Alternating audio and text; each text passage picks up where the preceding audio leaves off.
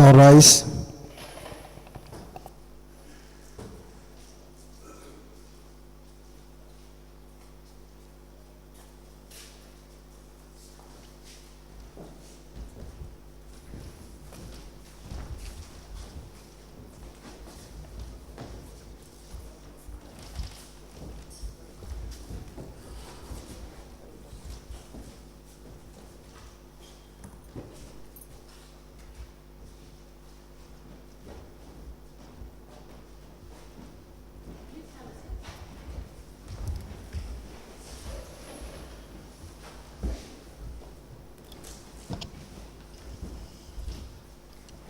أعوذ بالله السميع العليم من الشيطان الرجيم بسم الله الرحمن الرحيم اللهم صل على سيدنا محمد وعلى آله وصحبه وسلم.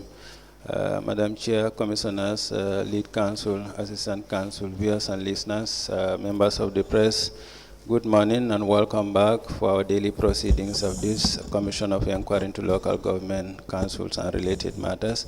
We apologize for the late start today. We had some internal issues to resolve, which have just been resolved.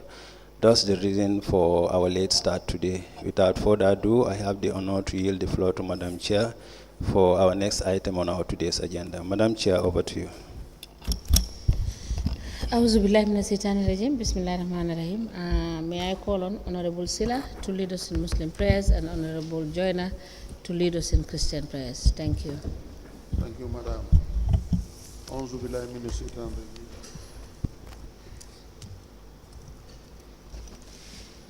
Bismillahir rahmanir rahim. Alhamdulillahi rabbil alamin. Ar-rahmanir rahim. Maliki yawmiddin. إياك نعبد وإياك نستعين اهدنا الصراط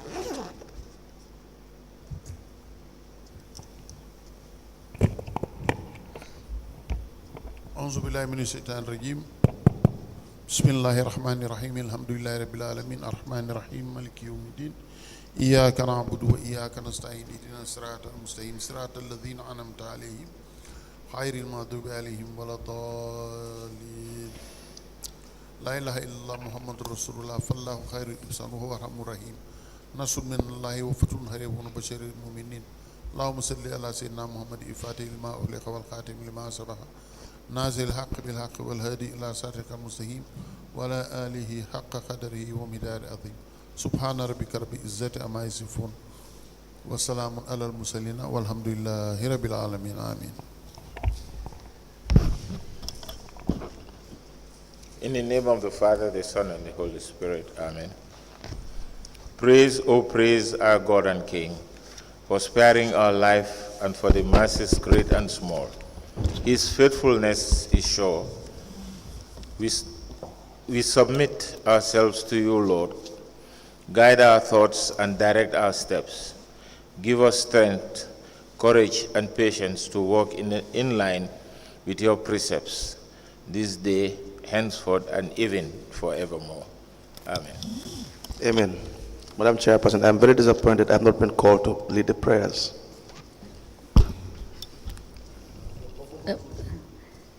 We really commended you yesterday because your usual prayers is the Lord's Prayer. But yesterday we were so elated because you prayed for everybody. So, but in any case, the Master is here. So when the Master is here, Thank you very he much, takes Madam charge. Thank you, Madam Chairperson. Right. Thank you, Pastor Joanna. Thank you so much. Thank you. Mr. Bojan, can you check whether the registrar is going to bring the witness?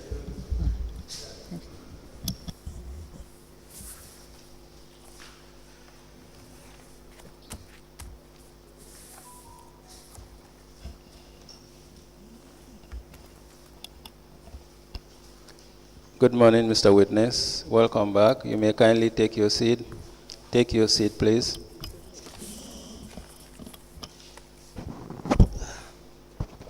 Good morning, Ma. Good morning, No, everyone. Mr. Witness, please hold on before you say anything. May I welcome you back again to this Commission of Inquiry into Local Government Councils and related matters. For continuation of your testimony before this commission, may I remind you that you are still under oath before I hand you over to Madam Chair. Thank you. Madam Chair, I hand over the witness to you for us to proceed. Good morning. Okay, morning, Ma. Yes, you're welcome. Okay. I do hope that you had your breakfast. Yeah. You did? Yeah, I have my breakfast. All right, thank you. Council, we may proceed. Yeah, thank you very much, Madam Chairperson. Mr. Jeng, we were discussing yesterday about your cash book. I would ask that you be given your cash book back. Dina demba lu ñu nekkoon di wa fi booy affaire cash book bi sa cash book bi na léegi lu war mooy dañ la ko jox yow sa boppa nga seet ko. You know, there were a series of collections that you have made, but you would not either deposit the full amount or half of the amount you have collected. nee na soo seetee si biir cash book bi sa biir cash book bi nee na am na ay place yu néew yi nga xam ne place yooyu xaalis bi nga xam ne bi nga dee jot si revenue mooy lempo ak xaalis bi nga xam ne bi nga dee déposit si banque def dee utee léegoo-léeg génn wala nga dee dugal si banque bi wala léegoo-léeg sa li ngay dugal dafa doy da waaru. So we will continue with the suspicious transactions, and you will now guide us as to what happened with the monies that you've nee collected. na léegi lu ñuy def mooy dañoo continuer dugga si mbir mi pour mun a xool waaye yow yaay nekk loo xam ne koo xam ne yow yaa ñu mën a leeral mbir mi naka la demee woon. Now we have the collection for the 16th of June 2022. nee na June 16 2022 collection bi nga xam ne def nga ko woon keroog mooy. This one, it appears you have a trust bank paying in slip. nee na waaye lii dafa mel ni am na lu feeñ foofu lu ñu wax li nga xam ne loolu trust bank pay slip la. Can you guide us through your cash book regarding the collection for the 16th of June 2022? nee na léegi pour nga jàppale ñu pour nga woon ñu collection bi nga xam ne def nga ko si weer June 16 2022.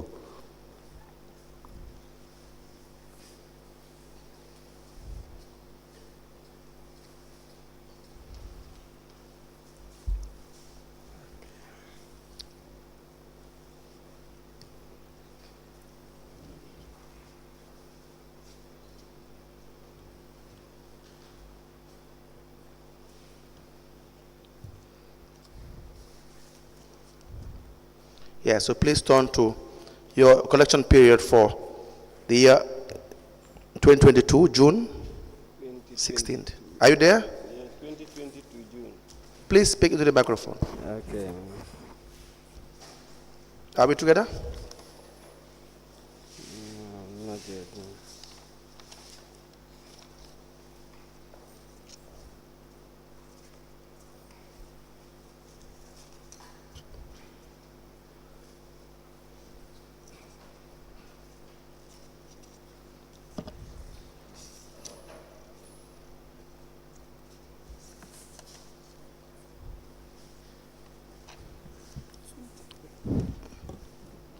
So Jeng, are we together? No, yet.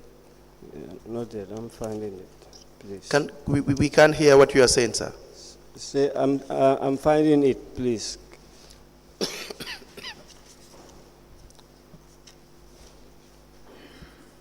On the 16th. 16th of June 2022. Okay. You have seen it?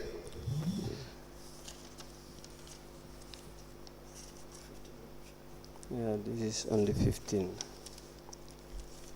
If you can't see it, we can help you. Yeah, let me see the receipt. Yeah. Yes, 16 June 2020. Yes, is that a trust bank? nee na la loolu slip bu fa nekk trust bank deposit slip. Wow, Trust Bank. Wow. yes trust bank. How much? nee na ñaata. 10,000. 10,000. Now, I'm not sure we can't trace this into the trust bank account, but let us give you the trust bank account. nee na moom daal amul góom ne boobu soo ko seetee si trust bank account danañ ko gis waaye ba léegi nee na dinañ la jot trust bank account yow sa boppa sa nga dal di seet.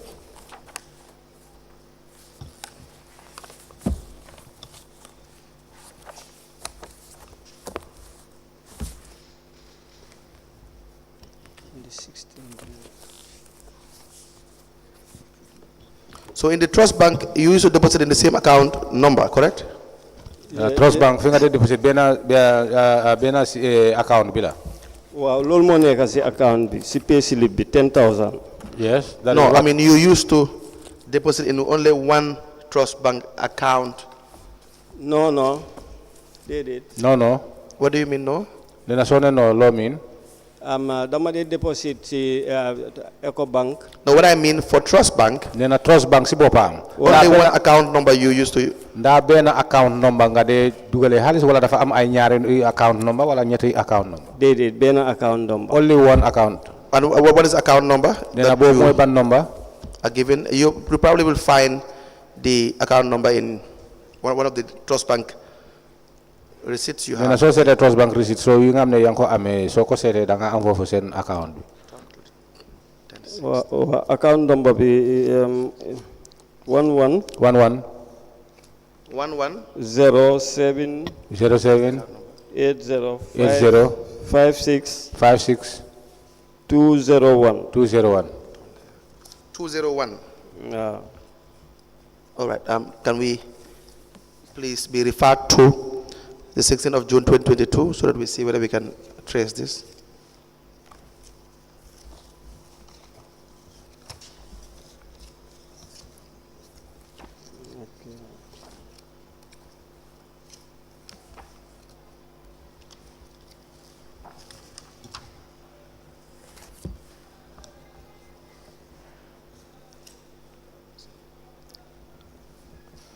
Okay, 10,000 more in here. $10,000. Malick?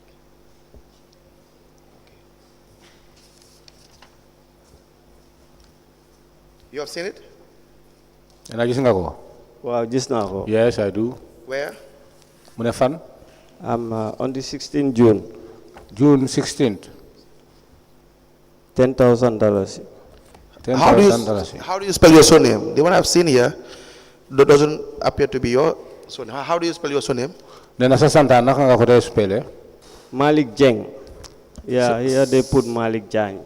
Mune sa santa naka nga ko de spell? Malick Jeng. Jeng. So this Malick Jeng is supposed to be you. Well, maybe it's them who made the mistake, but it's, let me see my. Can I please see the bank slip, please? Just show me the bank slip. Yeah, okay. Post the Malick.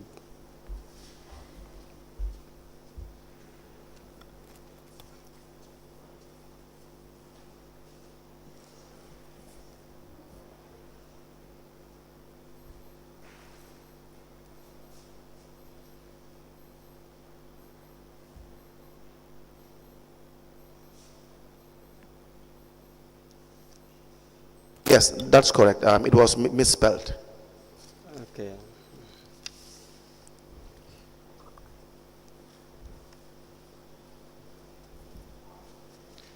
Now, I will refer you to the 28th of July 2022. Nena legi setal July 28, 2022.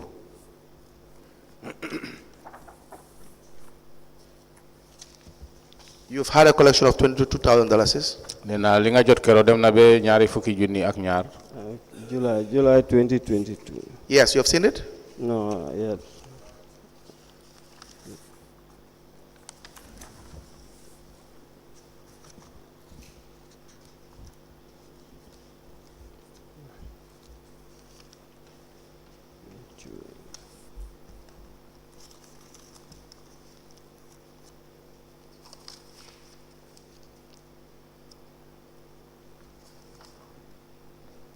On the 25th July.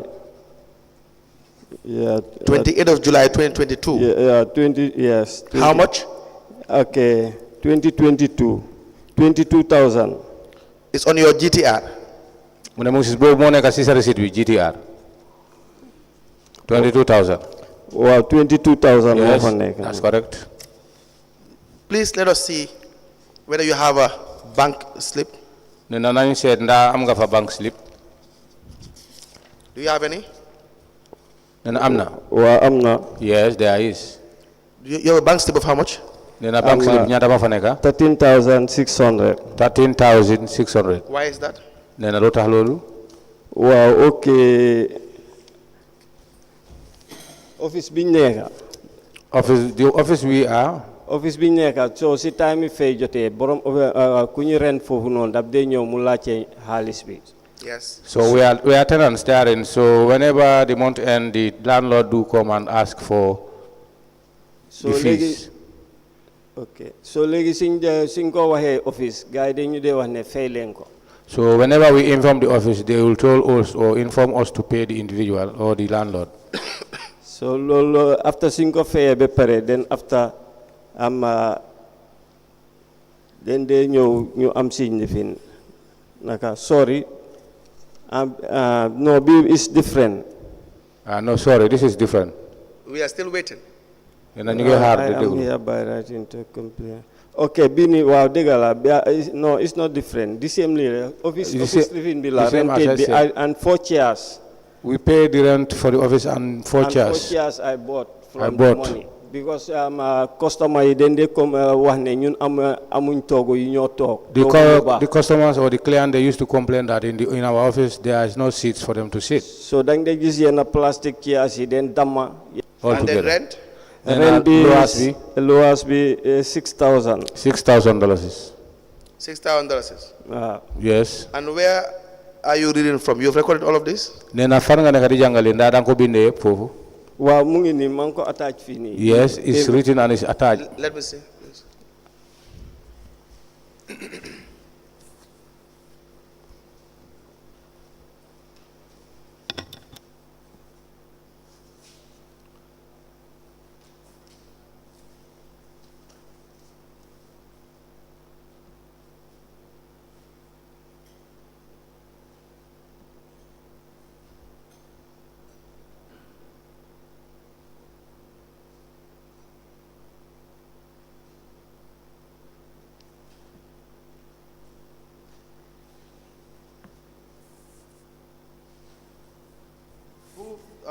Who rented the office to you? Nena kan moo luwas seen office yi nga nekk si kan ngeen ko jot. Si kër alkali bi. Willingara. In the alcalde's compound at Willingara. And how much is the rent in a every 6 months and they pay 6,000. We used to pay every 6 months 6,000. You have a letter here from one Kumambai. Wow, Kumambai. Dafa am letter fa nekk bi nga xam ne fu mu bàyyee ko bi mooy Kumambai. Correct? Wow, mom la. Yes, correct. And who is Kumambai? Nena kan mooy Kumambai? Mom mooy jabari alkali bi. That's the wife of the alcalo. That's the landlord. And you have made this payment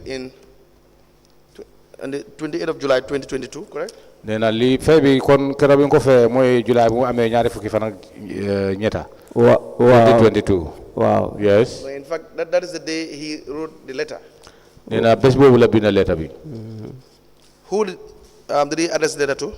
Nena letter bi si kan la ko bindee wala kan la bind bi letter bi. Who was the letter addressed to? Who? Nena letter bi bu mu ko bindee si kan lañ ko address. Dañ ko address si CEO. It was addressed to the CEO. Now please remove the letter, detach it from the cash book, and then your supposed receipt, let us have it tendered, and we can now discuss it. Nena léegi da nga génne letter bi ñu tenda ñu mën a xam lan la ñu wax si kaw. Okay.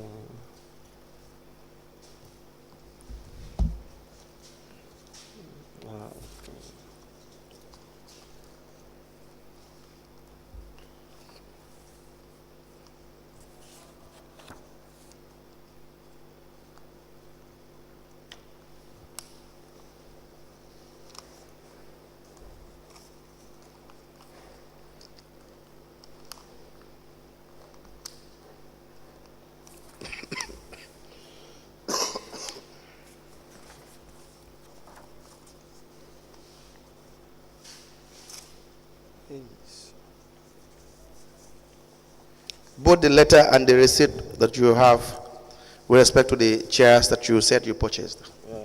Nena letter bi nga amee ak receipt yi nga xam ne yaa ngi ko amee li nga xam ne wax nga ko ne ay toogu bi nga xam ne yooyu nga jëndoon. So letter bi either si director or CEO bi daal. Let's just have it. Nena nañ ko am rek. Okay.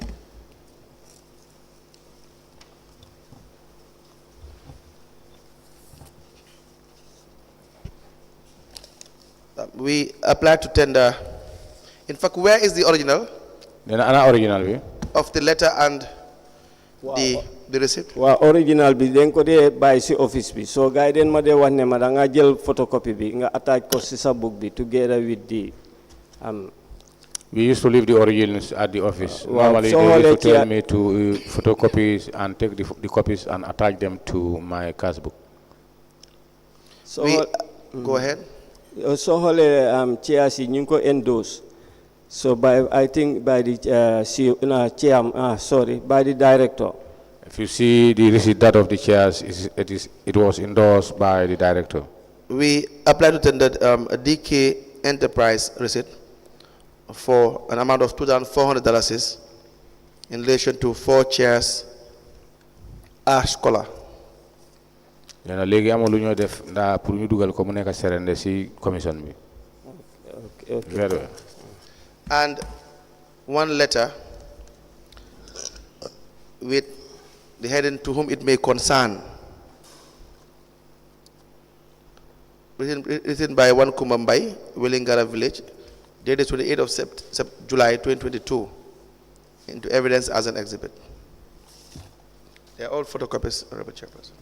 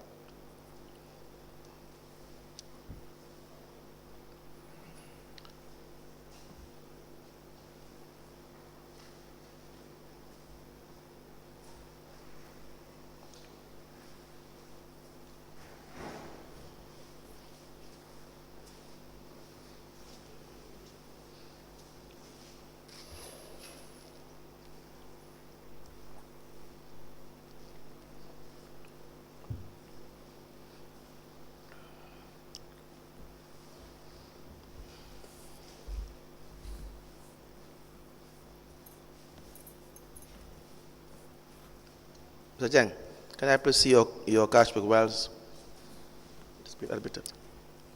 Mu ne nga jox ko cash book bi mu seet.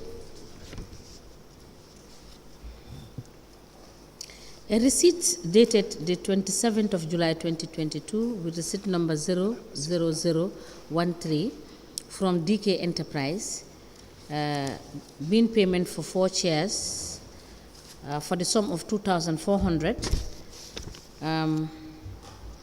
A letter dated the 28th of July 2022 with the caption "To whom it may concern." The letter is signed by Kumbambai. These 2 documents are admitted together in evidence as an exhibit and marked as LGC/AMG/BKAC/004. As the commission places. Any questions, Honorable Chairperson, regarding the letter and?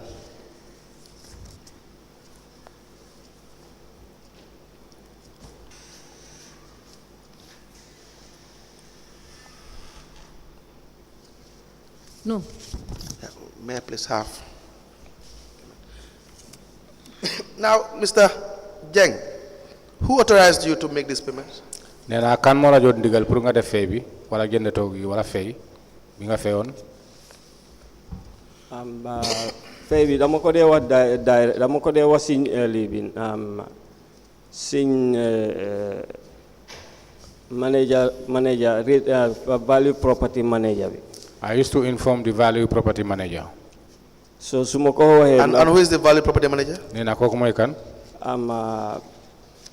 Value property manager bi ki fa nekkoon Bojang la ak Moustapha Diouf ñoo nekk. Just tell us this period, this payment you have allegedly made. Who was the value property manager? soo ko seetee lu mooy laajte mooy jamono bi nga xam ne wala waxtu bi nga xam ne letter bi bind nañ ko kan moo nekkoon seen line manager bi. Wow, dama hamunda time Bojang landa. I don't know whether it was Bojang's times or not, because Bojang have retired, so I don't know whose time was it. Right now, Mr. Juf Mofanega. But right now, Mr. Juf is in charge. The Juf is in charge. Very well. So who authorized you to make this payment? Yeah, kan mola jon digal pour nga def fay bi. Dama ko de wax director, su mako waxe director mu ne ma so su de yaangi amé law receipt for mu nga ko fay. Yeah, I used to inform the director, so whenever I do so, he will give me the green light to say if there is some capital with you, why not? You can be able to. You have an office in Willingara? I'm in office in Willingara. Wow, yes. Yeah. How many of you are there? Yena fa neka? Wow, man fa neka. I am the person alone. No, I'm not suma co-worker.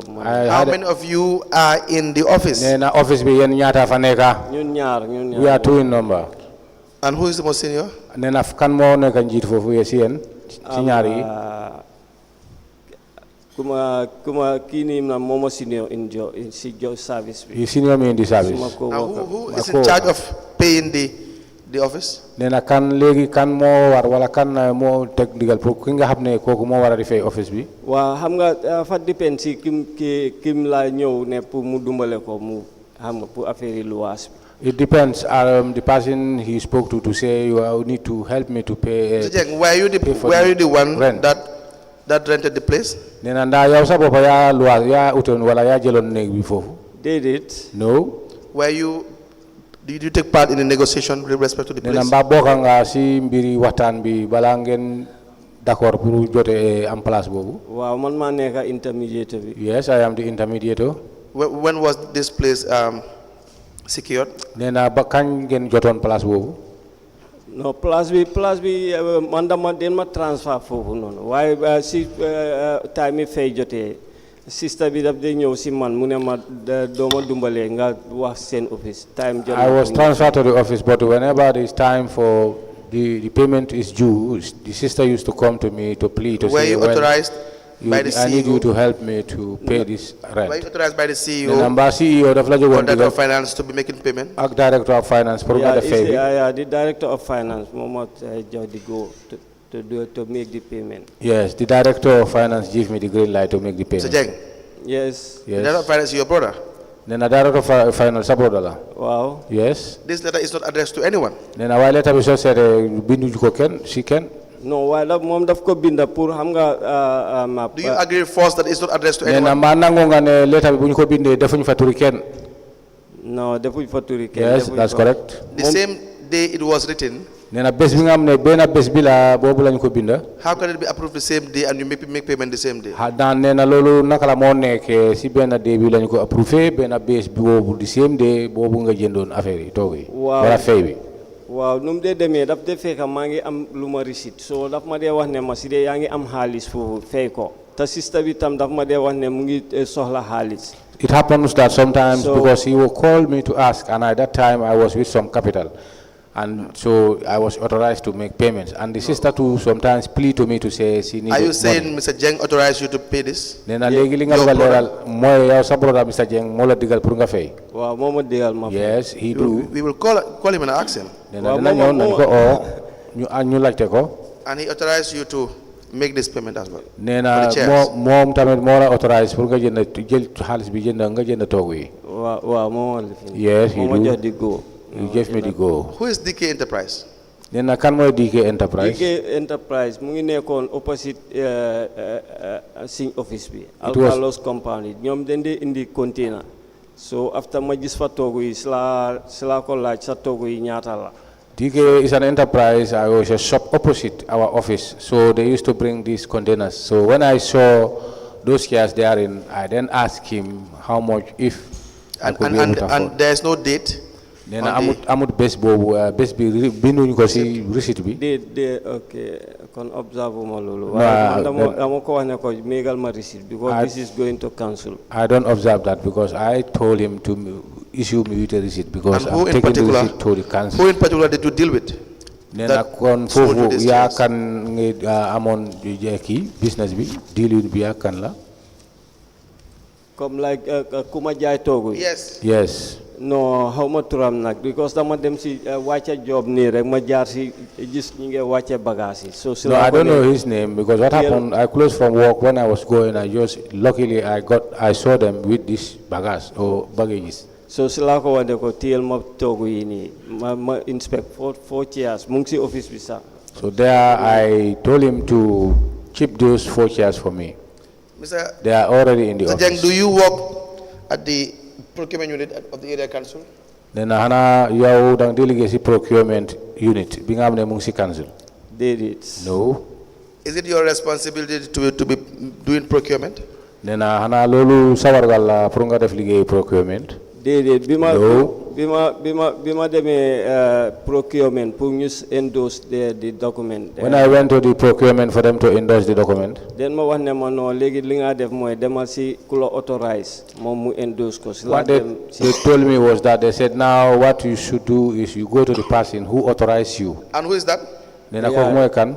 mooy Jeng. mooy That the is director. Mr. Jeng, the director. He's the one who endorsed this receipt. Nena kon mo ko endorse. No, that is not possible. Nena lolu du mëna possible. But let me just show you. Nena waye ko haramo wala.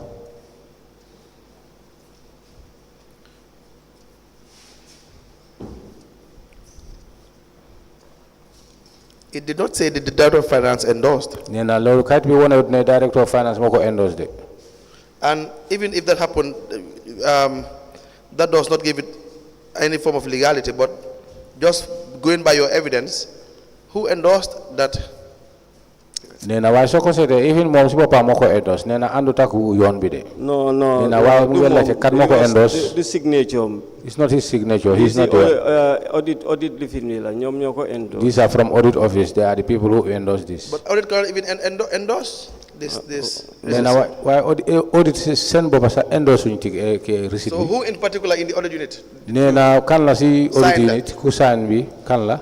Wow, munuma remember de. I cannot remember. Xamewuma signature bi. I don't You must recognize know the the person signature. you dealt with, Mr. Jeng. Nena mun lo fatale ko nit ko xamne ko nga jëfande ko. Audit ñu fa nekk den bari. So No, they have many auditors. xamewuma signature. And I don't recognize the It signature. does not matter. This is a one-time payment. You took this Nena document, mom bul fale lolu nena li job fela bi nga xamne yow sa bopa ya ko this yobu nga receipt, feko. and then went all the way to the audit for someone to sign it there. Nga jël receipt bi yow sa bopa ya ko yobu ci audit pour ñu sign la fofu. That is not the procedure. Nena lolu du yoon. That is not the way to procure. Nena lolu du nekkat yoon procurement. But assuming Waye nak so xalaté that in fact it was signed by audit, anyone in the audit unit, nena ko mi nga ne even ñom ñi nga xamne ñoo nekk audit ni amna ki nga xamne koku moko sign. you should know. Nena yow sa bopa war nga xam kan la. Why audit man nekkul ne ñëpp laa xam seen tur yi. Not that I know all the auditors name. Mr. Jeng, that is your concern. Nena lolu sa soxla la. We know that the law is simple regarding what you should do with the monies that you collect. Nena soko sété loi bi lu mu térel bom lu yombala ci xaliss bi nga xamne jot nga ko ci lempo. And you also know Te what the law says regarding the yow monies. tamit xam nga lolu loi bi lan la wax ci kaw lolu. Is that not the case? Nena mbadu nonu.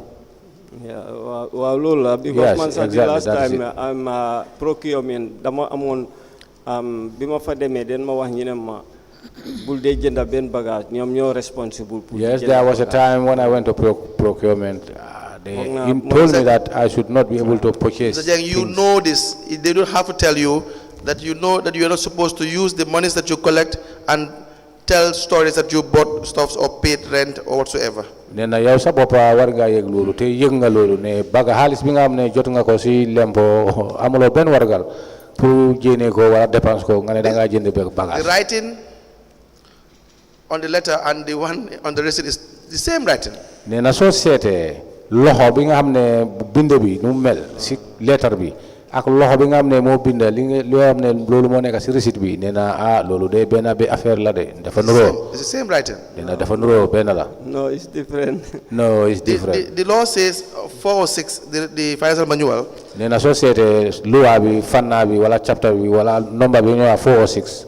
That all collections made by the accounting staff should be immediately deposited into the council's bank accounts. nee na loolu lu mu wone mooy xaalis bi yëpp nga xam ne jot ngeen ko si lempo wala naamo lu war mooy soo ko jotee rek nga yóbbu ko teg ko si banque. So what you have done is at your own risk. nee na kon yow li nga def nii loolu moom si sa bopp la de. Do you have a written approval?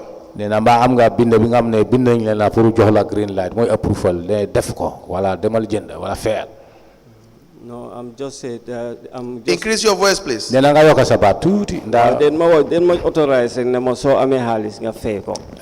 So ki ma ko fay tam mu ngi around mu ngi fi su fekkee ne mu neen ko consult ñu laaj ko ndax. Mr. Jeng, were you given authority to I was authorized to say if you have the monies you can pay, and the person I pay the monies to there. Yeah. If we are willing, we can call the individual. Did you have a written approval? No. I'm going to approve. Go ahead. The only person that approved is your own brother. Then I kon sa mag rek wala sa brother ko rek mo nekk ko xamne mo approve. Yes, but dama ko njëkk a wax si value property manager because inform this to the value property manager. So I don't want to bypass him. So Mr. Jeng, sorry, Mr. Jeng, you have been asked during the course of this transaction, who was your line manager? Can you tell us? That is not clear. You've not given us the name of the your actual line manager. Nena mus nañ la laajte kan mooy sa line manager bi nena waaye foofu mun loo ko leeral nena ba léegi dañ bëgg nga leeral ñu kan mooy sa line manager. Waaw time bi ni as at 2002. mooy ati 2002 time boobu ku fa nekkoon kan la woon. 2002.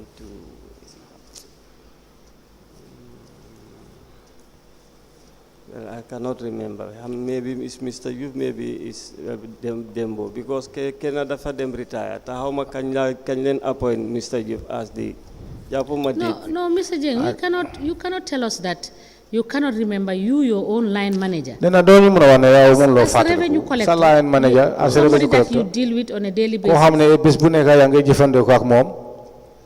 Nga ne yow doo mën a fàttaliku. You cannot say that you remember because it's not 5 years. Nee na soo seetee ta yàggut motut juróomi at 2022. Waaw dama am naa Mr. Diouf la daal. I think it's Mr. Diouf. I think it's Mr. Diouf. I know it's Mr. Diouf. 2022. 2022. Yes. Yes. 2022 Mr. Diouf. Yes. Who is the line manager? 2022. Nee na 2022 kan mooy line manager? Mr. Diouf. What is the first name? Mustafa Diouf. Mustafa Diouf. Yeah. Is that difficult to tell the commission? Nee na ndax loolu na xaar la pour nga You leeral. have just been careful not to mention people's name, so that when you go back, they will say that you mentioned my name at the commission. Nee na soo gisee yow. But we are asking you doo dee nangu pour for position. We are not asking you anything. We are asking you who was your line manager at the Nee na time. soo gisee ñu lay laajte nekkut ne pour And you nga are wax. obligated to answer to us. All right? Okay. You are obligated to answer to the questions. Okay. Where you don't know, you tell us you don't know, but you have obligation to answer the questions put to you. Thank you, Council. Very well. Mr. Jeng, you know that you were supposed to put this money into the bank account, correct? Nee na yëg nga loolu ne xaalis bi amut fi nga ko waroon a yóbbu su dul dugal ko si banque. Yeah. Waxal ci kaw. Correct. Correct, yes. Now, you said you purchased 4 chairs for $2,400. Nee na wax nga ne da nga jëndoon ñeneenti toog yi fo ñaari junni ñaari téeméeri dërëm. Wow. Yes. If you divide that by 4, it should be about $600. Nee na loolu soo ko xaajee ñeneenti yoon wala ñeneenti xaaj kon dafa mel ni toog bu nekk juróom benn téeméer la. 600. Okay. One chair would be $600. Nee na benn toog bi juróom benn téeméer. Wow, am na loolu. Yes. Total amount bi moo nekk foofu. Yes, the total amount is the one there. So one chair would be $400. Take $600. Nee na benn toog $600. 2,000. Yeah. Yeah. Yes. Yes. Is that the best price in the market for the kind of chair you purchased? Nee na ndax loolu moo nekk njëg bu baax wala njëg bu yomba si toog yi nga xam ne jëndee ko si marché bi. Loolu mooy njëg bu yomba. Li toogu container la. Is that the best price for that kind of chair? Nee na ndax loolu njëg bu baax la pour façon toog yooyu. Waaw si man. Yes. Njëg bu baax la. Did you do a market survey to know exactly how much those kind of chairs will cost? Nee na mbaa dugg nga wala dem nga marché pour mun a xam toog yooyu ñaata lañ dee jar. Wow. Yes. Togu dafa different price more Yes, there is because dafa depends the quality togu. There are different prices. It depends on the quality of the seats or Did you chairs. go around to figure out how much would be the best price or the least price you can have that kind of chairs for? Nena mba dem nga wóoru nga pour seet nda ñaata moo baaxoon wala ñaata la war a nekk xaalis boo xam ne njëgi bu ndey si toogu yooyu noonu. Waaw dama dee laajte togu su ma gisee togu yu correct dama ko dee laajte te ma dee wax ay 900 ay 1000 ay differently but togu yi soo gisee ma jëndal leen then reasonable. Yes, I do go around. Sometimes I ask for seats, the same type, how much are they cost? Sometimes they tell me 1,900. But I know. Where is your market survey report? Nena ana sa market survey report.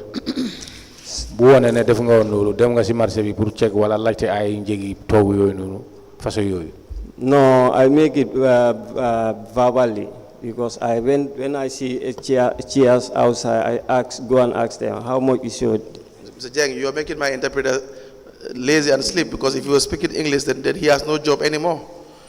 It's either you stick to the English language or. Okay, I'm sorry. Very well. Sorry for that. Do you have a market survey report? Then I'm going to market survey report.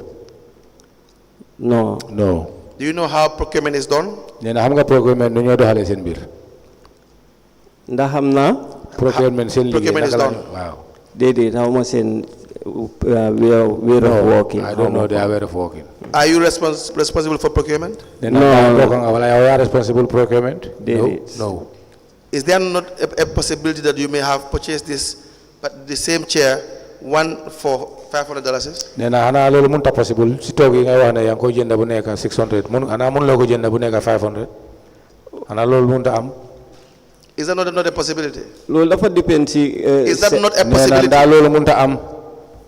Mun na nekk possibility. Yes, it may be a possibility. That is why nena lolu mota you cannot come and tell us stories that you have used council's funds nga ñew di wax na ay story nga am ne yow jël nga xaalis council nga use ko do procurement. Pour nga liggéey procurement. It's not your job. Nena lolu sa liggéey. That is assuming what your story is true. Nena lolu mo mana nit xalaatu nda dëgg wala du dëgg.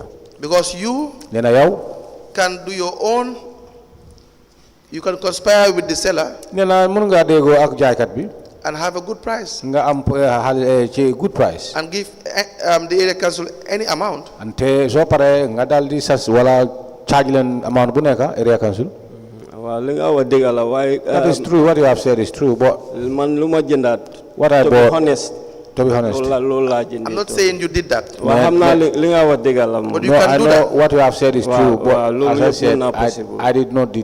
So how would we know you have not done that? Nena ñun naka la ñoo xamé né deflo won lolu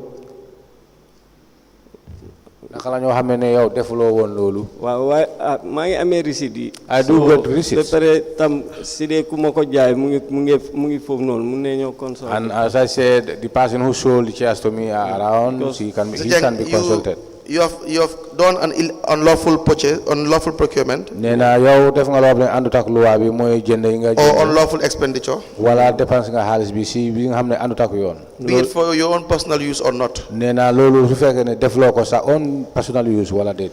Not being able to account for the $8,400 is unlawful. Nena so gisé xaliss bi nga xamné $8,400 is duwel loko ci place fu mu wara dem nena lolu andut ak loi bi dé. Do you agree with that? Nena nango nga lolu. Wow, lolu degala. Yeah, that's true. And you should be responsible for this. Nena lolu kon yow yak wara responsible. Do you agree with that? Nena nango nga lolu. Wow, bana. Very, that's good. Yes, we will give you back your cash. Nena ba legi nañ la jox sa cash book. And we proceed to other issues. Wow, ñu gis lenen ñu dem ci lenen. We have on the 8th of September 2022. Nena September bu mu amé juroom ñetti fan 2022. You've recorded an amount of $29,000. Nena li nga binda ci book bi moy $29,000 ñaari fukki junni ak juroom ñenent. On which date? On which date? 8th of September 2022. September 8, 2022.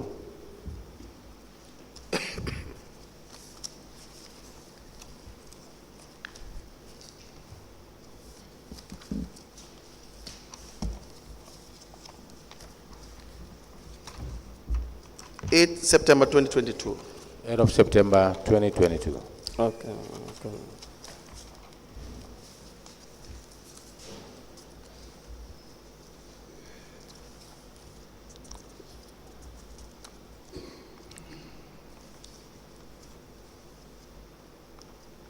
You will see an amount of $29,000 that you have recorded in your collection. Nena, da nga gis fofu amount bi. Wa gis naa ko. Waaw. Yes, I come across it. You have seen that, sir? Yes. Wa gis naa ko. Now, do you have a GTR? Nena, am nga GTR fofu. Wa am naa DTR. Yes, I do. What is the amount on your GTR? Ñaata mo fa nekk ci GTR? 29,000 moo fa nekk. 29,000. Do you have a bank slip? Nena, am nga bank slip? Wa am naa bank slip. Yes, I do. What is the amount in the bank slip? Nena, ñaata mo fa nekk? 9,000. 9,000. Where is the balance of $20,000? Nena, ana lo des njegi bi moy xaalis bu des $20,000 bi ana mo. Okay. Are you interpreting the okay? Very well. Dama xool.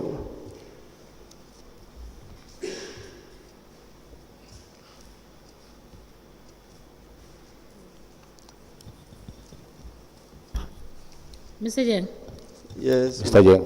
we cannot allow you to start thinking of what the answer is. Nena, You have seen it, right? fii duñu la nangu pour nga Now toog answer nga the da nga question xalaat that you have been asked. li nga war a jaayee tontu. Waaw dama am Gis nga receipt ko. bi nekk si ron. So receipt bi am account name bi back moo fi nekk. There is BAC. a receipt underneath, so that receipt, So the name, account number bi. So why Back. there is not clear. but the account number is not Settle clear. Why on the date B is on the 8th September. But the date is on the 8th of September. So this was posted at Trust Bank. I don't know. This receipt was from Trust Bank, but I don't know. The Trust Bank account is with you. Nena, yaa ngi amee Trust Bank account. You gave us the account number and we have given you the account statement. Nena, jox nga ñu account no, soo ñu joxee account number ñu jox la account It statement. is with you. Now just go to the 8th of September Nena, bu yaa ngi ko amee léegi lu war mooy demal si 8th of September. and so you will see the Nena, deposits you foofa have made. moom da nga gis wala da nga koo gis foofu noonu.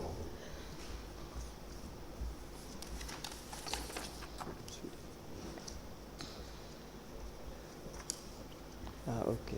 I can only see cash deposit by Malick Jeng, Nena, la mu gis mooy xaalis boo xam ne Malick Jeng moo ko dugal. telephone number 2516705 lu mu wax si téléphone bi 259 9,000. 96 705 705 $9,000. $9,000. Wow, loolu laa post. Yes, that is the money I Yes, I so posted. how about the balance of $20,000? nee na léegi lu des mooy $20,000 bi loolu la moo laajte. Waaw xaaral ma seet fii. Let me see. Bala. Why will you even post 9,000 in the first place? Wa- Whilst you're looking, you can answer. Why would you even post nee na $9,000? lu tax nga dugal $9,000. Waaw 9,000 bi am na lu ma fay de foog naa loolu moo tax. Because know- maa ngi amee fii bank slip ba ma xamul na binda yi clear wul loolu moo tax. I know I have paid something, but this is why I Bala posted no more $9,000. But I have a receipt here which is not clear. So let me just forgive me. Let me check. Mr. Jeng, is it because the director of finance is your younger brother? nee na The area council probably is your family business? nee na comme ça Mr. Jeng director of finance sarakala léegi yow sa xalaat bi wala da nga foog ne foofu moom sa family place la. Déedéet. You disregard how the area council should function. You assume the role of the procurement, the finance, and everything. You collect money. Nee na You dafa decide how this money is spent and what it should be spent on. dafa mel ni yow da nga moom foofu wala foofu family place la lu nekk ngay def lu la ne ngay def procurement seen liggéey yow nga def ko liggéey finance yow nga def ko. Déedéet. No. Of course, Mr. Jeng, that's exactly what your actions. nee na soo seetee sa mbir mi moom loolu la wane. That's how it can be interpreted. nee na ko noonu rek la ne lu mun a koo waxee. You will collect revenue and you will now tell us that balance of the money probably you have made expenditure. nee na da ngaa dem jëli lempo nga jël xaalis boobu dem di ko dugal nga ne yow da nga defoon am na li nga jëndoon. Déedéet waaye ba ma dee jël permission nag balaa ma dee jënd def any action. From the director. I used to have permission before doing so from the director. And who's the director of finance? nee na kan mooy director of finance. Mr. Jeng. Mr. Jeng. And what is Mr. Jeng to you? Nena Loboka Jeng Suma brother. is my brother. He is your younger brother. Nena Sarakala. Wow, suma younger brother. Yes, my That's younger why I brother. said it's not supposed to be a family business. Nena li mo taxone mo ne la li nekut ne for business family la wala family business. Like any other revenue collector, you collect the revenue and you go to the bank and deposit the money. Nena war nga def comme revenue collector yi lu ñu def. Dem You can't call your jot brother xaalis, and start dem paying dugal in xaalis. quarter of the amount you collect or half of the amount you collect and tell us you bought XYZ. Nena waaye doo mun a oo saraka nga ne ko lii la am nga dal di dugal banque lu la ne soo lu des nga lekk ko ba pare wala nga dugal ko fu la ne nga dal di ne lii laa jëndoon. No, man duma def loolu. No, I don't. But we still need you to account for the $20,000. nee na waaye ba léegi dañu bëgg nga wax ñu fan la ab mbir mi duggee xaalis bi fan la dugga $20,000 yi boobu. Waa $20,000 bi nii mu ngi ci maa ngi amee bank Trust Bank Limited seen slip. I got Trust Bank Limited So slip 20,000 moo fi ne. and the $20,000 is therein. I don't deny that. nee na wéediwut loolu. If you show us nee na soo ñu ko wanee and we see it, suñu ko gisee we will move on. amul benn problème ku ñu continuer dox rek. We have done that once or twice and we will move on. nee na def nañ ko fii du benn yoon du ñaari yoon te ñu continuer di def suñu def. But if you can't find it, nee na waaye soo ko mënta gis. we will discuss how the money is spent. nee na kon foog ñu waxtaan nga woon ñu wala nga wax ñu leeral ñu fa xaalis bi noo ko With dugalee. Trust Bank account. nee na ban Trust Bank account. Binda yi ñoo clear wut. The writings are not clear. Mr. Jeng, you told us you only use one bank account, correct? nee na wax nga ne Trust Bank. benn account nga dee use account Trust Bank. Waaw moom laa dee use. Yes, that is the one I'm using. And there's only one Trust Bank account. nee na te benn Trust Bank account ngeen am. Waaw. Yes, let me Did check. you post the $20,000 or nee na not? $20,000 bi da nga ko deposit wala da nga ko post si banque bi wala déet. I think. Waa $20,000 bi dama ko post si bank.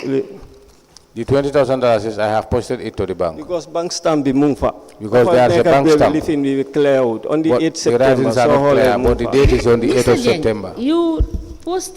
You collected 29. You posted only 9,000. nee na You yow want us to spend hours trying to get from you where the balance of the 20,000. nee na da nga jëloon tu yow li nga collect mooy In the account. You have looked at the 29,000. account. It's not there. Very well. So what do you want us to understand? nee na léegi yow lu war mooy yow 29,000 nga collect nga yóbbu 9,000 nga dugal ko si banque léegi 20,000 bu des pour wax ñu wala leeral fan nga ko dugal loolu da nga foog. Waa nga isi mu dafa war a naari si yow. 20,000 bi moom laa la expliqué naa moom récitant bi mu ngi foofu noonu 20,000 ñu ngi ko fa binda te mu ngi amee bank stamp bi banque bi. On the 8th September. There is a bank slip of Trust Bank Dafa nekk ne and the bi lay amount is clear $20,000 is written there and there is a stamp but the writings are not clear.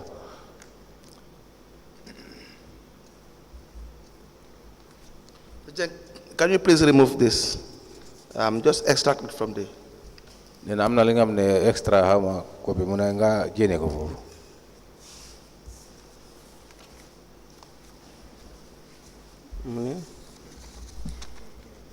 Wow.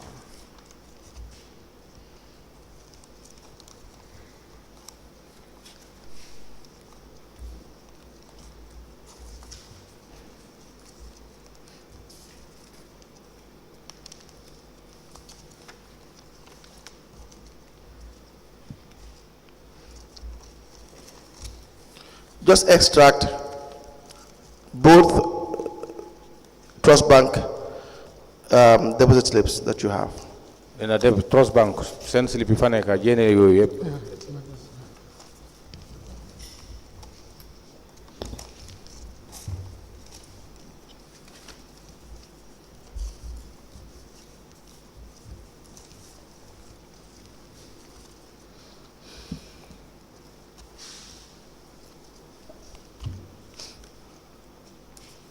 We applied to tender 2 Trust Bank paying slips, deposit slips.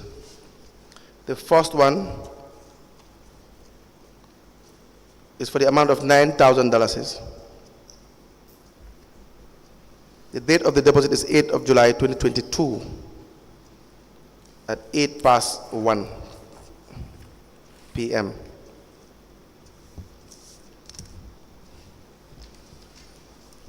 The second one,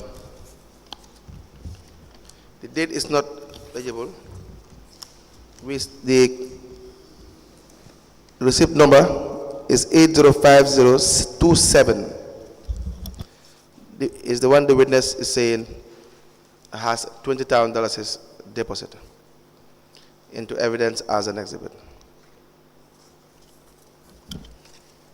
ñu ne léegi amoon lu ñuy def mooy ñaari slips yi nga xam ne trust bank slips ñu ne léegi dañ koo dugal ci commission bi mu nekk Serende. Chairperson, they said receipts are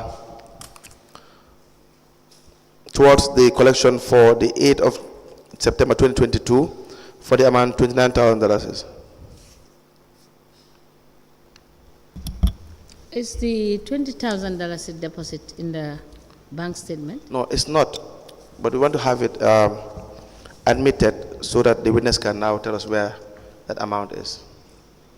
In fact, the chairperson will notice that all the other wordings are faded away except where it is clearly written $20,000 with blue pen. The date, the entries by the supposed the clerk of the bank, everything has faded away. But the $20,000 seems to have been written by Mr. Jeng himself.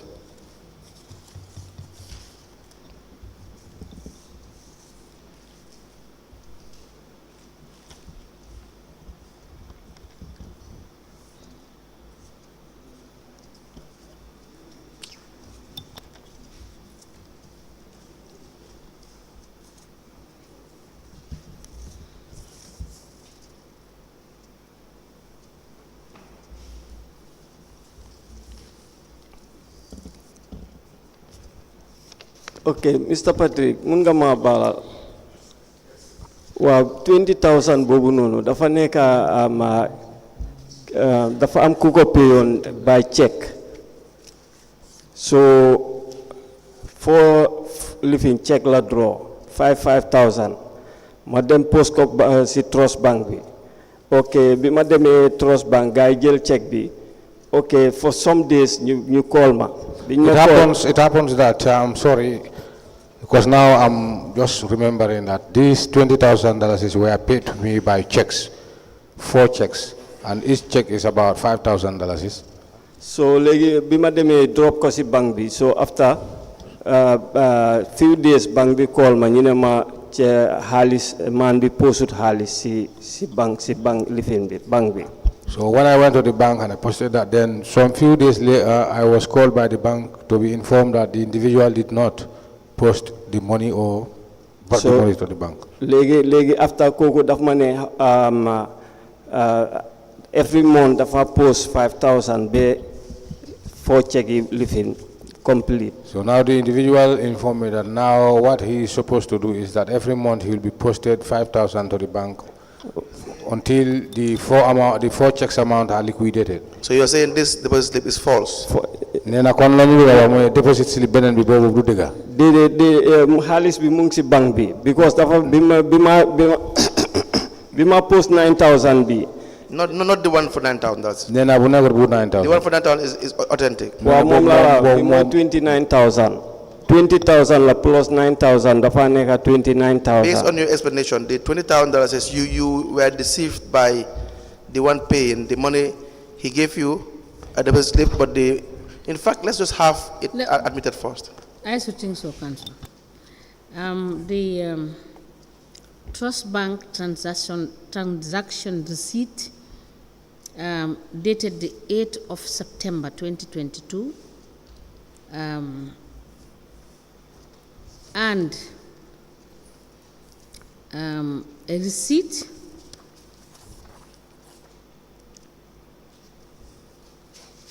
with a stamp bearing 8 September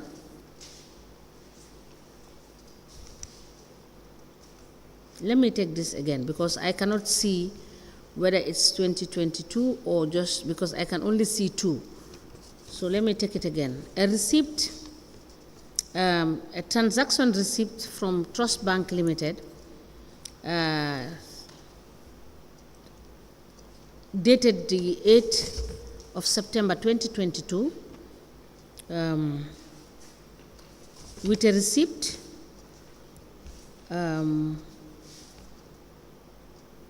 from Trust Bank with a serial number of 085027. These two receipts are admitted as exhibits in evidence and marked as LGC/AMJ/BKAC/005. As the Commission places. Any questions regarding this before I proceed?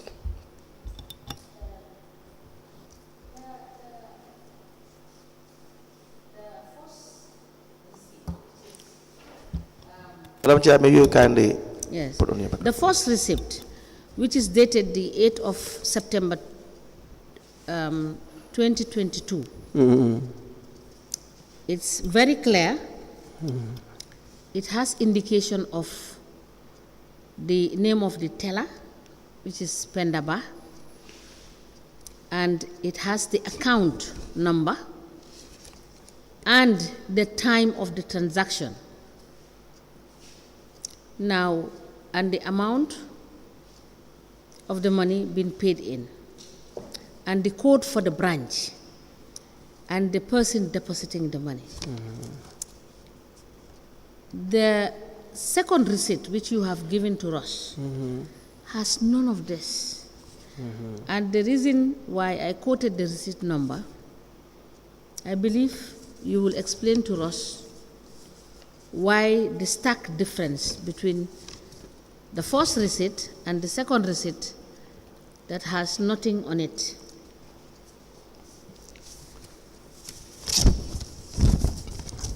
Can you explain? Wow, xam nga time bi ma dama post 9,000 bi. Yeah, you know the time that I posted the $9,000. Bi ma posté 9,000 bi. When I posted the $9,000. ma ne leen maa ngi am 4 receipts yi ñu ma jox. So I then informed them that I have 4 receipts that are given to me, and after 4 receipts of what? 4 living like checks. 4 checks instead of receipts, checks. 4 checks. Which I handed over to them. Did you enter those checks in your cash book? Nena check yo mba enter nga ko sa cash book. No, checks yi dama ko yóbbu si bank bi. No, I took them to the bank. No, I am asking you a question. Did you enter those checks that you receive in your cash book Nena check yo no mba binda in relation to this 29 that you have collected? Binda nga ko si sa check book bi cash book bi wa dama ko binda. Please show us where you entered the checks you have received and the check numbers. No, enter my check numbers. No, I did not enter them. Amount of man be pay at amount being paid, Lola enter see. The amount that he paid is the one I recorded on so the cash book. Total COVID did 9,000. The final it was added to the 9,000. Take your cash book. Take your cash book and list us the 4 names that gave you those checks. We will call them to come and... No, check one person, Mama just check. No, it was 1 person who gave me the 4 checks. Tell us which name is that. Yeah, not your book. It's Omar something. I think it's Omar something. Let me see the book. Can you please give him the check, the cash book?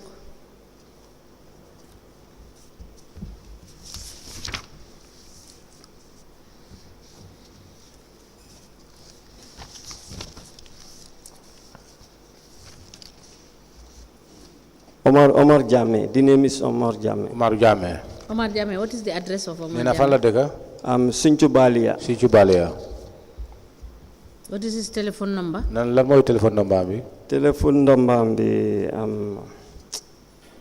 anama suma deme ma check. Unless if I go back I check. Some of my books. Enter telephone. So please note it down. We will call him to come and verify. We will call him to come and verify. Wow, okay. That's the receipt. I'm being informed that it's 1 o'clock, so we will rise and come back after lunch. Very well.